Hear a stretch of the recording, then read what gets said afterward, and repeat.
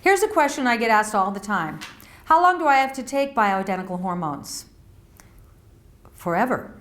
Once you drain out of hormones, there's no machinery in your body that's going to rev it up again. Unless it's growth hormone and you're a young kid and you're not making enough and you give injections and then eventually they start revving up and making their own human growth hormone. But for minor hormones and major hormones, estrogen, progesterone, testosterone, DHEA, pregnenolone, thyroid, adrenal, cortisol, once that declines and depletes, you're out. Well, people go, well, is it natural to replace hormones? And I always say, is it natural to live as long as we're living now?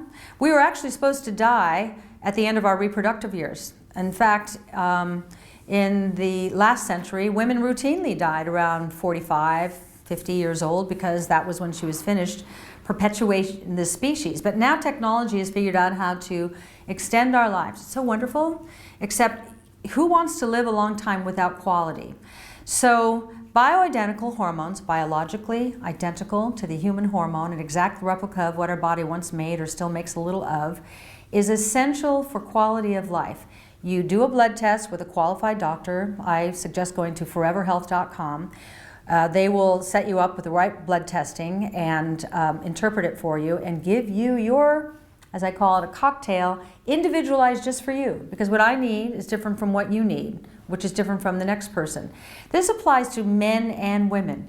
Once we decline and deplete, let's put back what we've lost in the exact increments that are right for us. And that's what you do for the rest of your life. Does that mean you're running to the doctor every 5 minutes? No. I go to the doctor probably once a year now. I can feel when my hormones are off. If I've had a lot of stress, I just take a little more of this, a little more of that. But if it feels really off, that's when I go have a blood test. What gets off most would be your thyroid gland that's so affected by toxins today.